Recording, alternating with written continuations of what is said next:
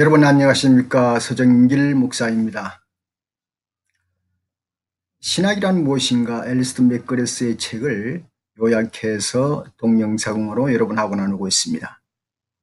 이 동영상은 위클립 유니버시티 학생들을 위해서 제작하지만 누구든지 동참해서 유익이 된다면 저는 보람이겠습니다. 신학이란 무엇인가 아주 두꺼운 책 중에서 이제 첫 번째 교부 시대로 들어가는데요. 이 교부 시대에 들어간 다음에 이제 중세와 르네상스 시대로 들어가고요. 그 다음에 종교개혁 시대, 그 다음에 근현대로 들어가게 됩니다. 지금은 종교개혁 시대에서 두 번째가 되겠습니다.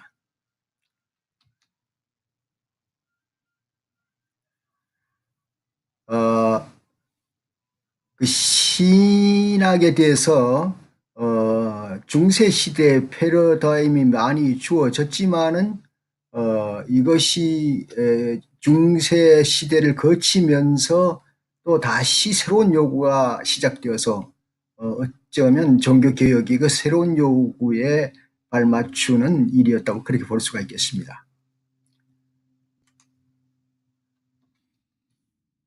먼저 주요 신학자들을 보도록 하겠습니다. 첫째는 마르틴 루터가 등장을 하게 되죠. 마르틴 루터는 처음에 독일 에어프루트 대학교의 인문학부에서 학업을 시작했습니다.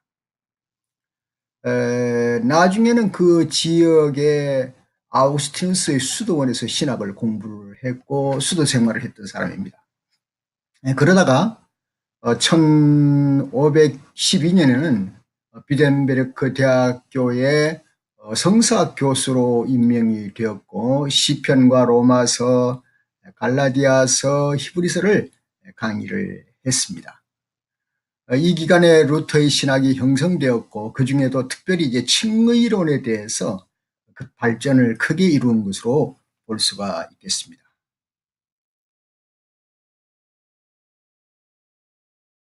이 시기에 성경 본문을 깊이 다루었던 경험이 그 시대를 주도하던 카톨릭 신학 이론에 틀린 것을 지적하고 발견했고 지적하고 그리고 신학의 개혁을 시작했던 것입니다.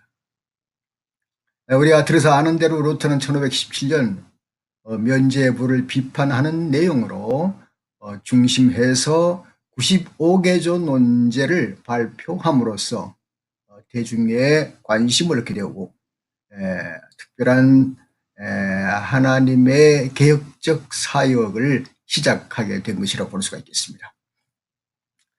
뿐만 아니라 루터는 스콜라주의에 맞서게 되고 당시에는 매우 급진적인 신학자가 되게 되는 것이죠.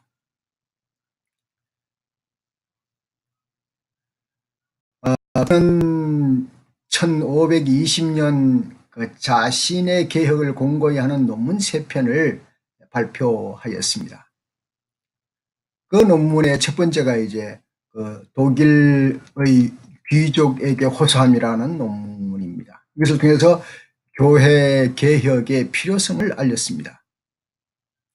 그는 말하기를 16세기 초의 교회는 교리와 실천 모두가 신약 성경과는 동떨어져 있다고 얘기하기 시작했습니다.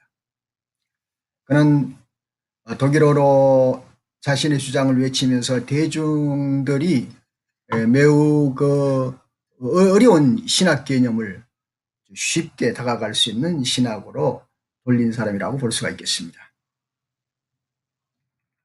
실제 바벨론 포로가 된 교회라고 하는 책을 썼습니다. 그는 이것을 발표해서 복음이 제도 교회의 포로가 되어 있다고 말을 했습니다. 이스라엘 백성이 바벨론에 포로된 것처럼 우리 많은 그 이스라엘 선민들 같은 그런 하나님의 백성들이 포로가 되어 있다. 어디에? 교회에 그렇게 이제 주장을 하면서 중세 교회는 사제와 그리고 성례전의 복잡한 체계 속에서 복음을 가두어 버렸다, 이렇게 말을 했습니다.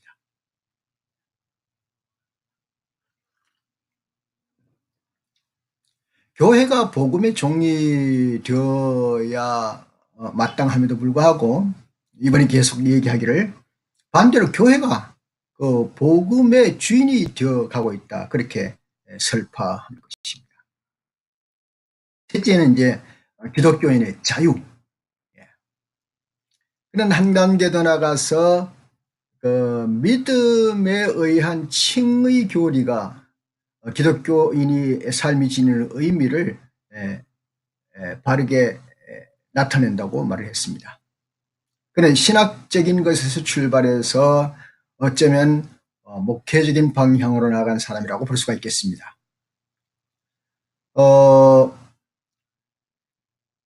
특별히 이제 그 신학적인 것에서 목회적인 방향은 그 면모가 그 서양 기독교 사상에 깊이 그 나중에 영향을 미치게 되었는데요. 1518년에 한 문서, 그 하이델베르크 논쟁에서 간략하게 제시된 십자가 신학은요, 20세기 신학에 커다란 영향을 미치게 되었습니다. 이것은 이제 그 위르겐 몰트만을 통해서 십자가에 달리신 하나님이라는 저수를 통해서 많이 드러나게 되는 겁니다. 그 다음에 두 번째는 이제 울리히 즈윙글리, 이 사람이 되겠습니다. 즈윙글리는 그 스위스의 종교 개혁자가 되겠습니다. 이 사람은 말이죠, 빈 대학교와 바젤 대학에서 교육을 받았습니다. 그 후에 스위스 동부에서 교우 활동을 펼쳤습니다. 그는 기독교 인문주의 사상과 특별히 그 에라스무스의 저수를 열정적으로 그 관심을 쏟았고요. 그렇게 해서 당시에 교회가 개혁할 필요가 있다고 믿었던 사람이었습니다.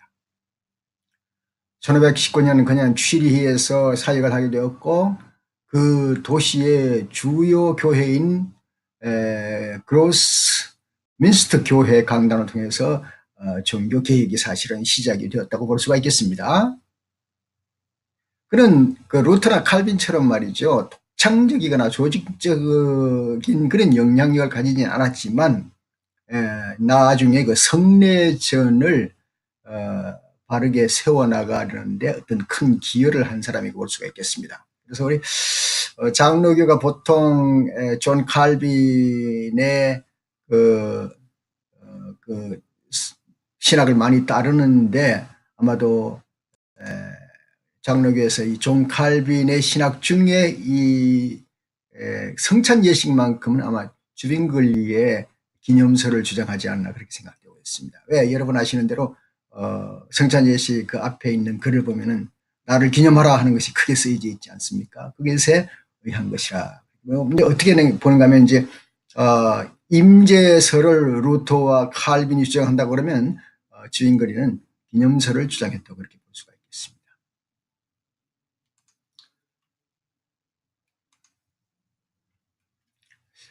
그는 그 그리스도가 그 성만찬에 임재하는 것이 아니라 성도는 그리스도의 죽음을 기념해야 된다라고 그렇게 주장한 사람입니다. 세 번째 많이 알려진 그 장 칼뱅이라는 사람이 등장을 합니다. 종교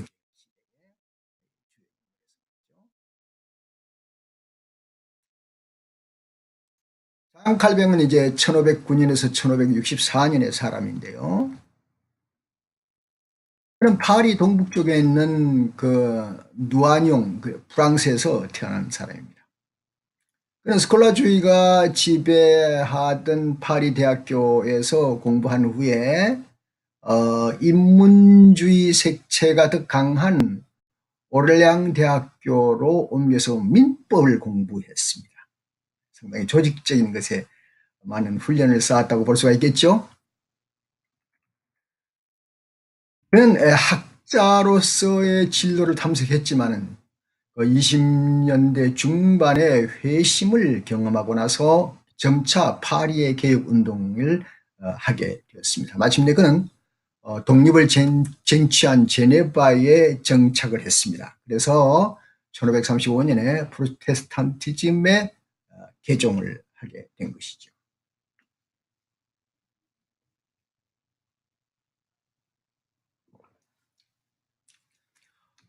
그는 신약 개념을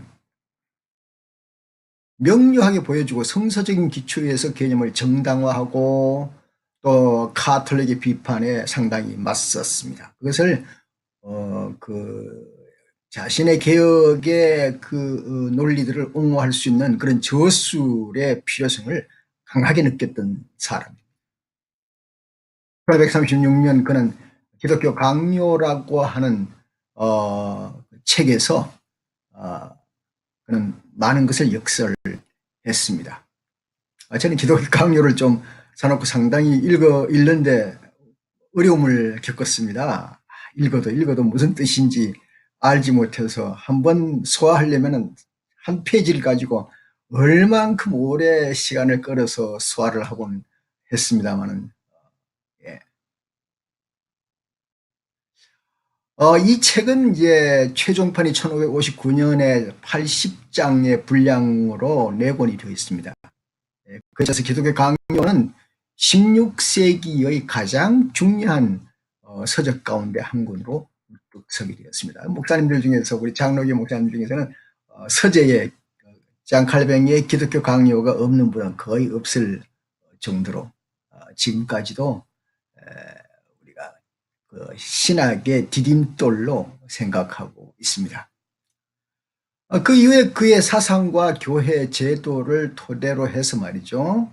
스코틀랜드에서는 존 낙스에 의해서 장로교회가 생기게 되었고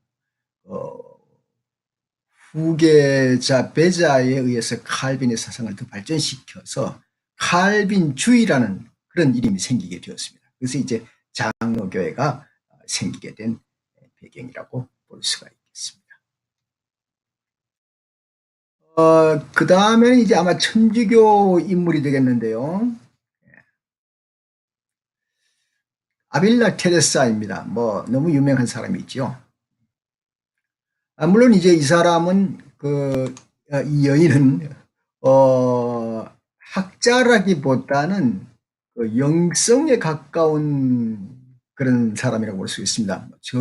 저술이 이제 신비주의 신학이라든가 영성 같은 것으로 많이 관심을 있고 그것에 역할을 하고 또 인류의 많은 가난한 사람과 어려운 사람을 돌보는 일에 상당히 뛰어나게 알려진 사람이라고 볼 수가 있겠죠.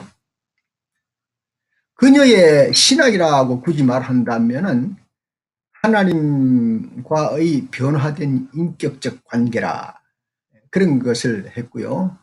저술 중에 가장 유명한 것은 영혼의 성인데 대체로 삼위일체적인 신학의 틀을 사용해서 어떻게 하나님께서 신자들의 삶에 빛을 비추고 그 삶에서 변화를 시키는지를 탐구하는 공헌을 했던 사람이라고 볼 수가 있겠습니다. 그녀는 1970년 교황 바오로 6세에 의해서 교회 박사로 선언되었었습니다.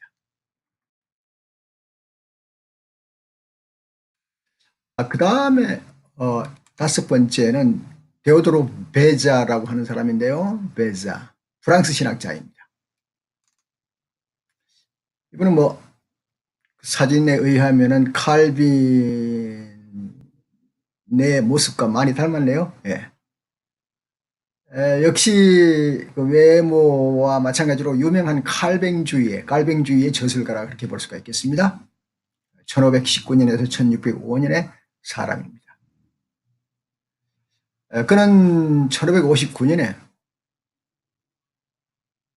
99년까지 제네바 아카데미의 신학 교수로 있었습니다.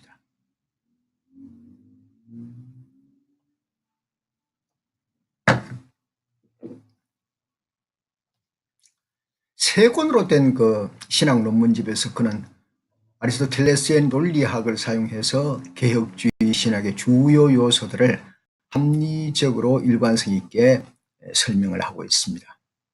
결과 깔뱅이 신학을 더 견고하게 다지는 그리고 합리적으로 옹호할 수 있는 일을 하는 그런 자리에 있었습니다. 그런 가운데 이제 깔뱅이 신학에서 미해결된 것들, 꼬여있는 문제들, 그런 문제들을 명료하게 더 밝혀주는 그런 역할을 하는 사람이라고 볼 수가 있습니다. 특별히 이제 그 중에 예정의 교리와 속죄의 교리에 대해서 분명한 해석을 한 사람이라고 볼 수가 있겠습니다. 일부 어떤 학자들 중에는 깔뱅이 해석을, 깔뱅이 신학을 아마 잘못 해석한 사람이 아닌가 이렇게까지 보고 있는 사람이 있습니다만, 그는 일부 어떤 사람이 그렇게 생각했을 뿐이라고 저는 그렇게 생각을 합니다. 그 다음에는 6번째는 말이죠. 로베르토 벨라르미노라는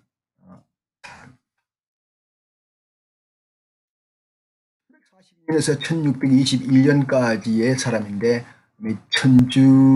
천주교에 해당하는 신학자인 것 같습니다. 트렌트 공의회 이후에 드러난 인물로 로베르토 벨라르미노는 1576년에 말이죠. 로마의 1566년에 예수회에 1576년에는 로마에 가고 1560년에는 예수회라고 하는 단체가 있지 않습니까? 거기에 들어갔습니다. 1560년에 예수에 들어가고 나서 1576년에 로마에서 논쟁신학 교수가 돼서 논쟁신학이라는 신학이 있는가? 처음 듣는 얘기입니다. 아무튼 교수로 일을 하는데 1599년 추기경이 될 때까지 거기에서 교수직을 계속했었던 것으로 나타납니다. 그의 사상 가운데 중요한 저술로는 이 시대의 이단들에 대한 기독교 신앙 논쟁 강의라는 것이 있습니다. 그런 프로테스탄트에서 루터와 칼빈의 비평에 맞서서 가톨릭 신학을 합리적으로 주장을 하는 일을 많이 감당했었습니다.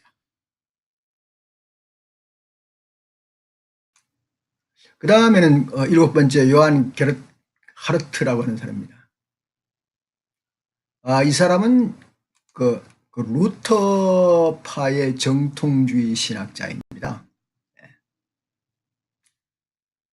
1616년에 예나 대학교에 신학 교수로 임명이 되어서 그곳에 평생 가르쳤습니다.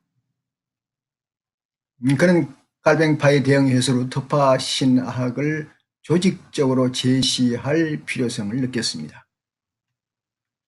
그는 아리스토텔레스의 논리학을 근거로 저술했으며 조직신학 저술은 일반 원리와 신학의 일반 원리가 루터파의 신학의 대표적인 저술로 인정되었습니다.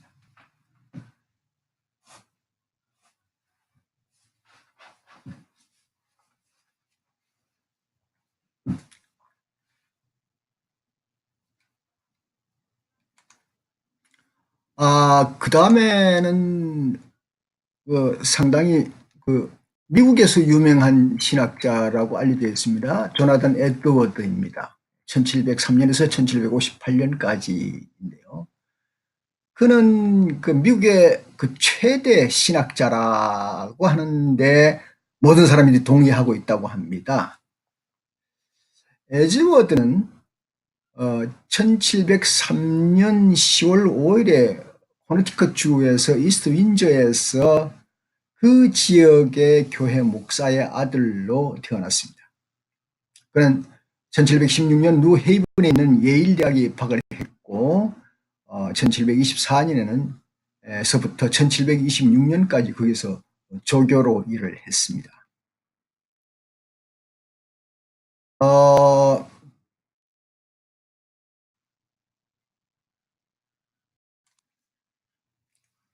그 조나단 에드워드가 17세쯤 되었을 때에 이제 회심을 경험했는데, 그의 회심 구절은 디모데전서 1장 17절 영원하신 왕 곧 썩지 아니하고 보이지 아니하고 홀로 하나이신 하나님께 존귀와 영광이 영원 무궁토록 있을지어다. 아멘. 이 구절이 그를 회심하게 했다고 합니다. 나중에 그의 일기에서의 기록은 그 말씀을 들을 때에 무언가가 내 영혼 속으로 뚫고 들어와서 가득히 채우는 느낌을 받았다. 그래서 바로 거룩하신 분의 영광에 대한 느낌이었다. 그것은 내가 이제까지 경험한 것과는 완전히 다른 새로운 경험이었다. 그런 감정을 이제 나타내 주었었습니다.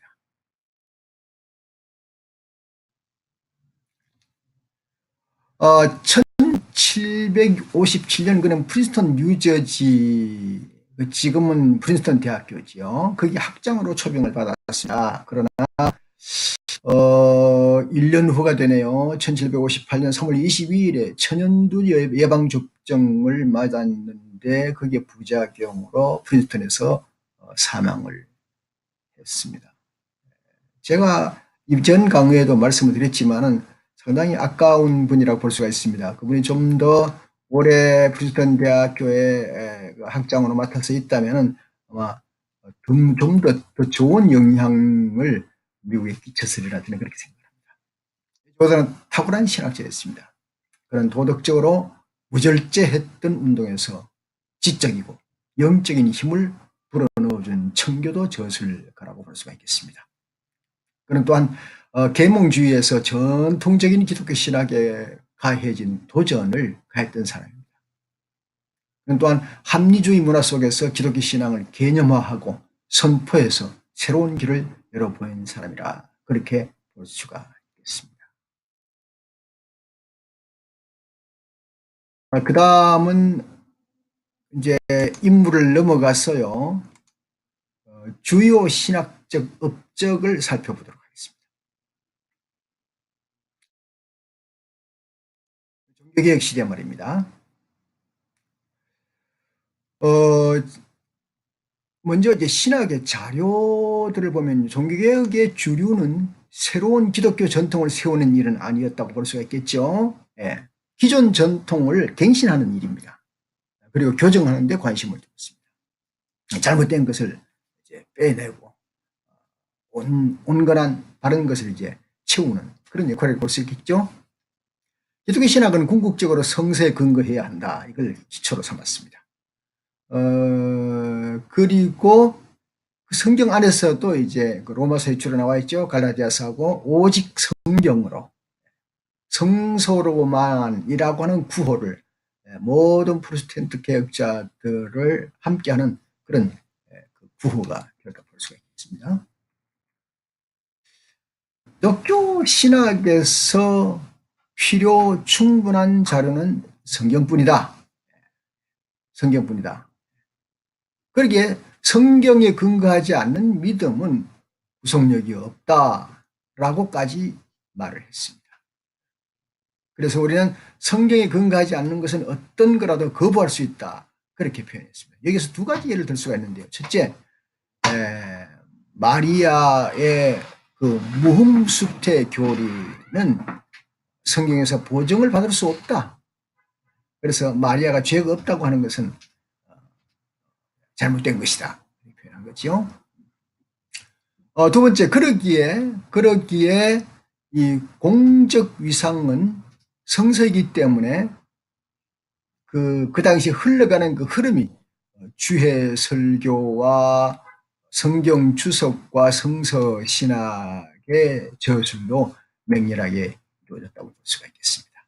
아마도 이제 그런 그 사상, 그 흐름이 지금까지도 흘러내려와서 요즘에 그런 얘기가 들지 않습니까? 주해 설교, 해 설교, 주해 설교, 성서적 설교가 역시 교회를 살린다 하는 그런 표현까지도 있습니다.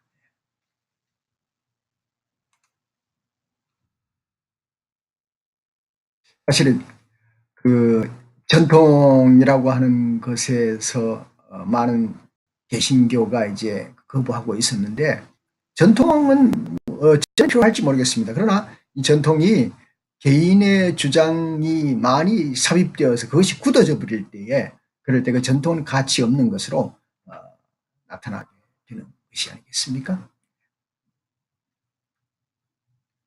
두 번째는 이제 그 은총론이라는 것이 있습니다.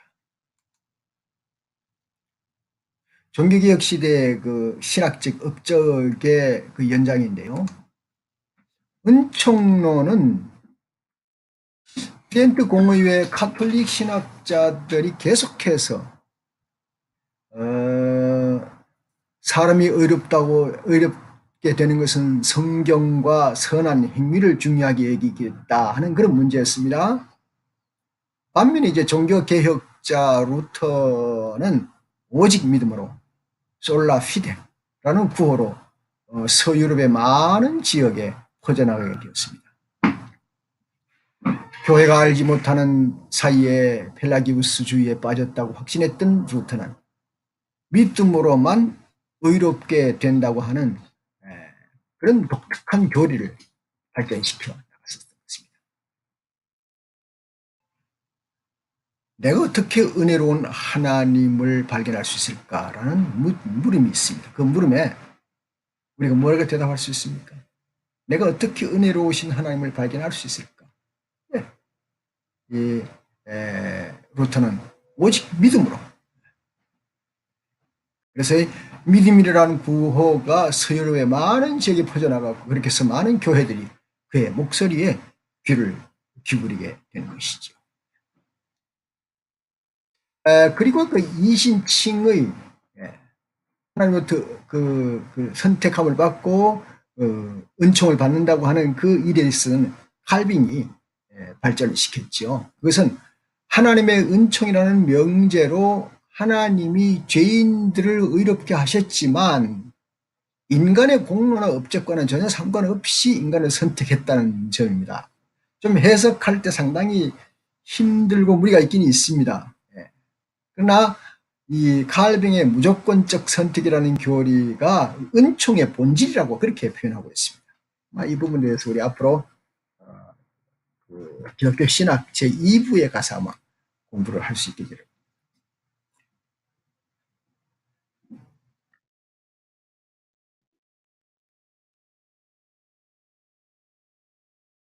트렌트 공의회 후기 카톨릭 신학자들은 이러한 프로테스탄트의 견해가 아우구스티누스의 가르침을 곡해한 것이라고 주장을 했습니다.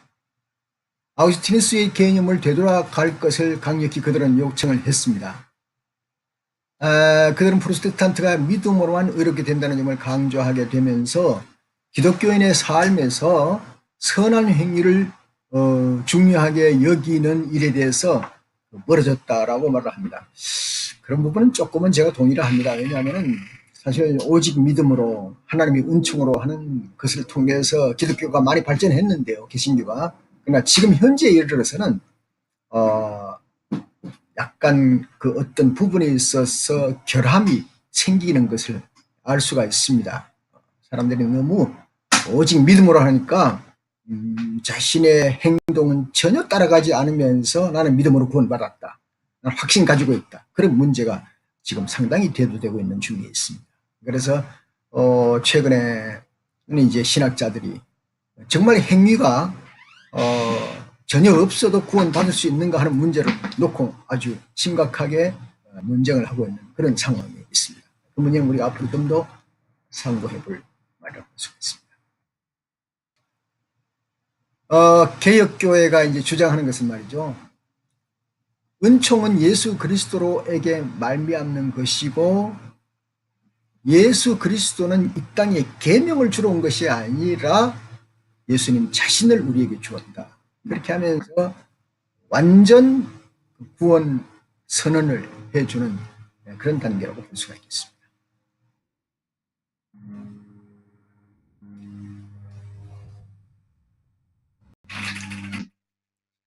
성례전 문제인데요.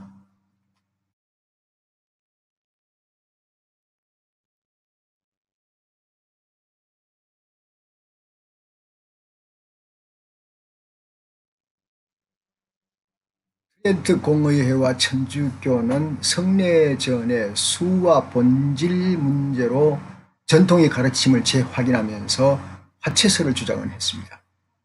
그러나 종교개혁파들은 성례전을 눈에 보이지 않는 하나님의 은총으로 보는 견해로 자리를 잡아가고 있습니다. 그래서 칭의 교리와 성례전을 연계한 신학을 가졌습니다. 특별히 이제 루터와 비텐베르크에 있는 그의 동료인 필리프 멜랑히톤이 특별히 이제 강조를 하게 되었는데, 주인글린 성찬식에서 조금 전에 말씀드린 대로 그리스도가 실제로 임재하느냐 그런 문제를 제시하게 되었습니다. 그래서 화채설은 천주교, 임재설은 루터교, 기념설은 개혁교회 이렇게 정리해요. 개혁교회지만 루터와 칼빈은 임재설을, 주인글리는 기념설을 주장했다 이렇게 볼 수가 있겠습니다. 네 번째 교회론 되겠습니다.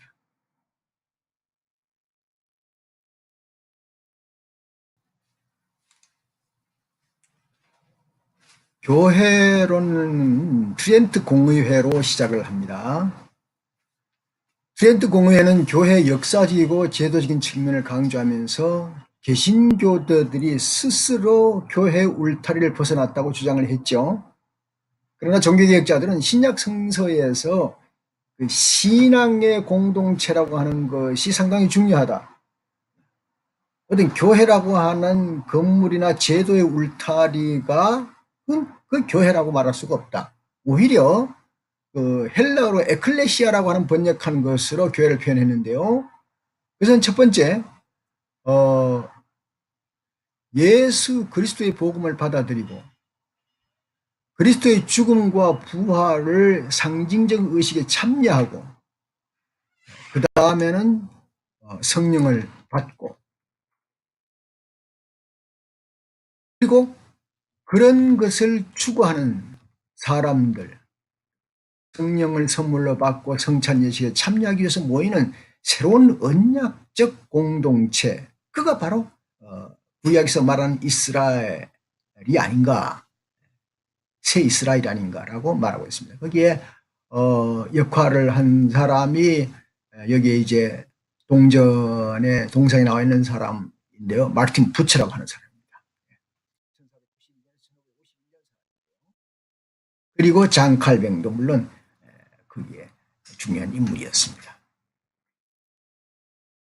이 이론이 전 세계 기독교에서 인정을 받게 된 거죠.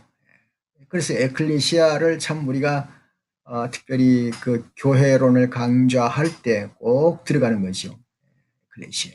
불로 모아지고 파송돼 나가는 그러한 것이 바로 교회가 아닌가. 교회 공동체 새로운 이슈가 되고 그것이 또 초대교회가 아닌가 그렇게 보고 있는 것입니다. 17번째로 신학의 문헌들입니다. 프로테스탄트 종교 개혁의 가장 흥미로운 일은요, 자신들의 관념을 옹호하고 전달할 필요를 분명하게 느꼈습니다. 그렇죠.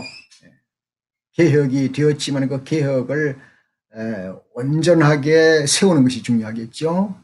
그래서 이제 한 일 중에 하나가 교리 문답서입니다. 이것은 중세 교회에서 발견되기도 했지만 종교개혁 시대에 들어와서 널리 사용하게 되었고요. 이것은 기독교 신앙을 평이하게 설명하는 것으로 이렇게 해서 어린아이들에게도 교육할 수 있다고 하는 것이었습니다. 루터는 십계명과 그리고 사도신경, 주기도문 이 세 가지를 상당히 중요하게 상세하게 분석을 해서 제시를 해서 교회 어떤 교육의 기초를 삼았습니다. 그리고 세례와 성만찬을 중심적으로 다루었습니다. 그래서 우리 기독교 그러면 세례와 성만찬 그리고 고백은 10계명을 신앙의 기준으로 그리고 사도신경으로 주기도문으로 이것을 볼 수가 떠날 수가 없는 것이죠. 우리가 성경이나 찬송가를 사보면 찬송가 앞뒤에 그것이 잘 기록되어 있는 걸 볼 수가 있습니다. 이어서 이 교리 문답서의 소요리 문답이 이제 1529년의 5월에 이제 등장하게 되었는데요. 이 문헌은 구체적인 목적을 염두에 두고 쓰여졌습니다. 말하자면 이제 문답형으로 되어 있기 때문에 부담이 적다는 거죠. 가르치기 위한 것입니다. 가르치기 위해서 이제 표현이 쉬워야 한다는 거죠. 그리고 1529년에 출판한 두 권의 교리 문답서가 일반 백성들에게 독일어로 또 라틴어로 그렇게 언어가 평이하게 사용되는데 사용이 되도록 번역이 되고 사용이 되었다고 합니다. 알뱅은 얼마간의 시험을 거쳐서 마침내 제네바 교리 문답 프랑스어 그리고 라틴어로 표현했습니다. 제네바 교리 문답 중요한 책입니다. 이 교리 문답은 개혁주의를 지지하는 지역에서 1563년까지 거의 널리 사용되었고요. 그리고 이제 거기에서 교리 문답이 또 나오게 되었는데요. 그래서 이제 하이델베르크의 교리 문답이 등장하게 되었습니다.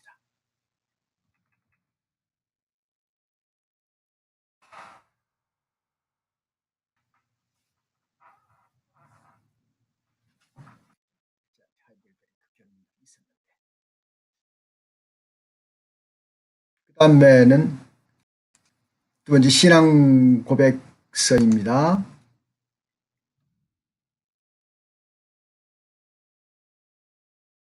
주요 신학적 주장을 진술한 것으로 성인들을 대상으로 한 것입니다. 종교개혁이 성서의 권위를 두고 있는 바 성경의 바른 해석은 필수적이 아니겠습니까? 이것은 복잡한 쟁점들 속에서 혼란을 해결하기 위한 수단이기도 했습니다. 올바른 신앙 고백이 말이죠. 대체로 프로테스탄트 신학자들은 다음과 같은 삼중의 권위를 인정했습니다. 첫 번째가 성서가 최고의 권위를 가지기 때문이죠. 두 번째가 신조들이죠. 사도신경이나 니케아 신조들입니다. 세 번째는 신앙 고백서들, 개신교의 각 교파와 나중에는 천주교에 이르기까지 나름대로 신앙 고백서들을 만들게 됐습니다. 개신교가 이제 개혁하면서 만들게 되니까 천주교에서도 아주 서둘러서 만들었다고 볼 수가 있겠습니다. 바젤의 제1신앙고백이 1534년에 나왔고 제네바 신앙고백이 1536년에 나왔습니다. 이렇게 해서 다시 정리하면은 종교개혁의 기본 뼈대는 성경과 신조와 신앙고백 이 세 가지가 된다고 볼 수가 있겠습니다.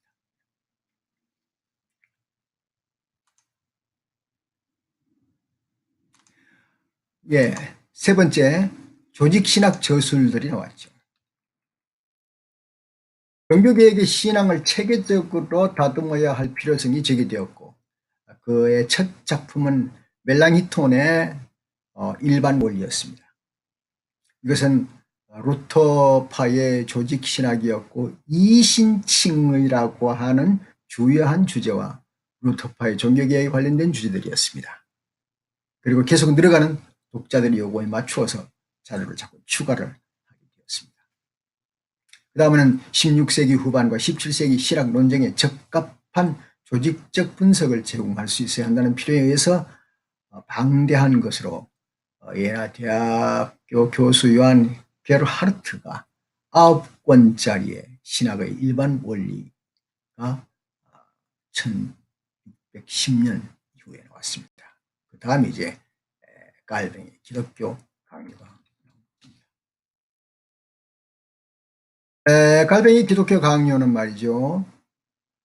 조금 그걸 이제 설명하게 됩니다. 1536년에 초판이 나왔고, 두 번째는 1539년에 나왔고, 총 4권으로 되어 있는데, 1권은 창조자 신에 대한 지식, 2권은 그리스도 안에 있는 구속에 대한 지식, 3권은 그리스도 안에 있는 은총의 방법, 4권은 그리스도의 공동체 안에서 초대해 주는 외적인 방법, 그 외 바깥에 이제 사회, 국가 이런 것들이 기록되어 있죠. 이 기독교 강요는 말이죠. 당시 프로테스탄트에서 아주 중요한 그런 상당히 권위 있는 신학 저술이라고 볼 수가 있겠습니다. 이것은 루터나 멜랑히톤의 같은 주인글리 같은 저작들을 무식하게 할 정도로 상당한 권위를 가지게 된 책이 되겠습니다. 기독교 강요가 좀 이제 쉽게 좀 번역되어서 누가 만화로라도 좀 만들면 좋겠다 하는 생각이 듭니다. 그 어려운 교리를 만화로 할 수 있으면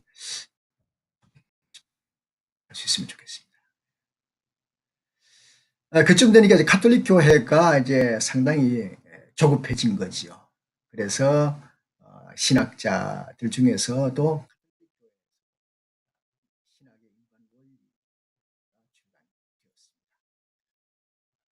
가톨릭 교회에서는 그런 것을 출간하면서 아무래도 이제 프로테스탄티즘의 그 논박을 하는 것 쪽으로 많이 매달렸다고 그렇게 볼 수가 있습니다. 네. 신학이란 무엇인가? 제 6번째 강의 이것으로 마치게 되겠습니다. 위클리프 유니버시티 조금 소개를 하면요. 위클리프 유니버시티는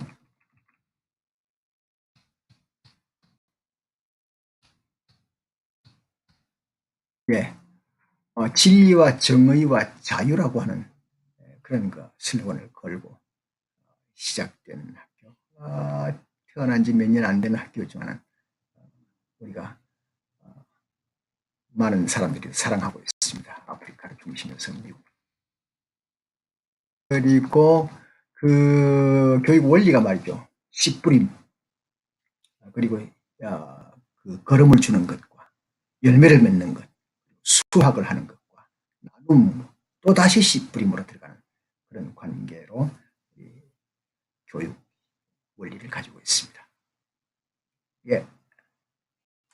제 6번째 강의 마쳤습니다. 다음에 7번째 강의에 여러분 뵙도록 하겠습니다. 감사합니다.